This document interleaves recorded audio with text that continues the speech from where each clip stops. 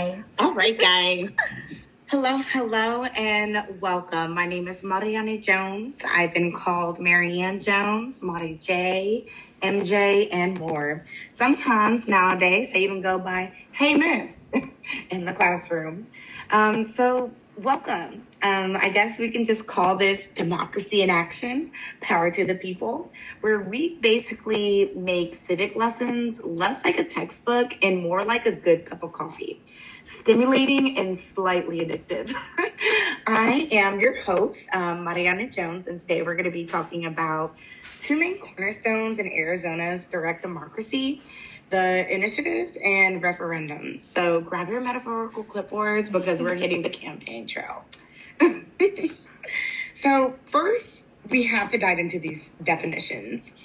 An initiative is basically the people's way of saying, hey, we've got an idea for a law and we're not waiting for the legislator to figure it out. Citizens can propose new laws or amendments to the Arizona Constitution, collect enough signatures, and then boom, it's on the ballot for everyone to vote on. These are going to be those people that you see at your local grocery stores, at the libraries, encouraging people to stop, talk to them, and then hopefully get your signature in the end. Now, a referendum kind of flips the script. It's more like the people saying, wait, hold up. This is a law that the legislature just passed? We need to double check that. It basically allows us as the voters to approve or reject laws that already have been passed by lawmakers. Think of it as like quality control for the democracy. So how are these created? The process for both is like training for a marathon, basically. Very long, a lot of effort, stamina, and you got to actually have love, paperwork to even try to create an initiative and referendums, because people are not running marathons unless they truly have a love for running. I'll tell you that much. But for the initiative, a group of citizens basically have to draft their proposal first. They have to submit it to the Secretary of State. And then from there, they start gathering signatures. And it's not like 100 people. That's not going to cut it. It's got to be like thousands for them. For statutory changes, it's 10% of the votes cast in the last election. For constitutional amendments, I think it's 15%.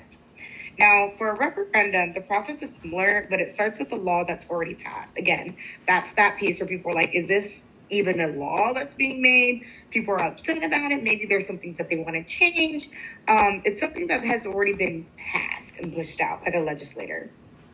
Now, after it has been pushed out, citizens have like 90 days after the legislative session ends to collect enough signatures. So that's going to be about 5% of that vote count to pause the law and send it over to voters. Just a fun fact, if you've ever felt like herding cats, it's easier than organizing people. Imagine trying to rally thousands of like people to sign petitions in the desert heat to add on to that. Now that's true commitment, okay? Now, I did not finish that slide. Where are my pictures? These are my words. But here's where we kind of compare and contrast. Both initiatives and referendums give power to the people, but they approach it from different angles completely. So initiatives are proactive. It's going to be over here in this area, okay? They allow citizens to push for change and when they feel lawmakers are dragging their feet.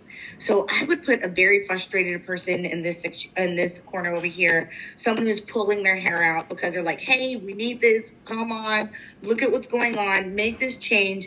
And eventually they're like, you know what, I'm tired. The best way to do it is to do it myself. We all have been there a couple of times at work.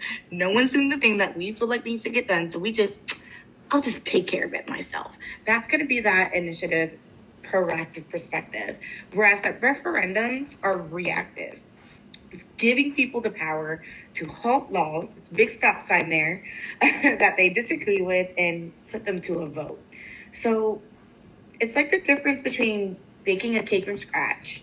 That's initiative. Something needs to be done. I'm going to put something together, draft it, I'm going to push it out, get people to come and help me. So starting from scratch, I'm laying out my flour, grabbing my sugar. I have my tray of eggs. Okay, so making that cake from scratch versus deciding if the cake someone else has made is worth eating it. That's going to be right here, referendum. Do I really want to go to this bakery, or should I just make my child a cake from scratch because it contains more love? My hands are on it. I know what it's going to taste like. Or do I take this chance over here in referendums reactive section over here and see if it's going to work out? Spoiler alert, it both gets messy no matter what. Okay? So what are the pros and cons? Let's weigh out the good and the bad, because there's good and bads about everything. And are we sure about this? But the pros of initiatives, they basically empower us citizens to lead. If you're passionate about cause and can organize effectively, you can bypass gridlock and just make real change. That is the pro. It really pulls people out. It allows us to use our voices if we are truly passionate about a topic, a topic in general sense. Now, those cons, these are extensive, and they can be included and influenced by special interest groups with deep pockets. Also, not every idea that sounds great on paper actually works in real life. If you're a teacher out there, if you are an administrator, if you are a boss, if you work, then you understand. No, if you live, then you understand when you draft things out, when you plan, when you write down goals, and when you envision something, it doesn't always happen exactly the way that we envision it or the way that we put it on paper. There's some kinks, some things that we need to iron out. Now, the pros of referendums. They are a check on legislative power, okay? So it lets people know, hey, if you pass something, we, the people, do still have a say, okay? So the citizens have a right to have a direct veto option as well. So the cons of referendums is the fact that timing is tight, dude. They give you that 90 days window, and that's really not enough time to gather signatures, to gather that support. Again, money talks, guys. Campaigns to sway public opinions can overshadow an honest, thoughtful debate, unfortunately, in today's era. I mean, people love flash. People love cash. So here's why initiatives and referendums are, they embody the spirit of direct democracy. The Arizona Constitution was designed to put power directly in the hands of the people.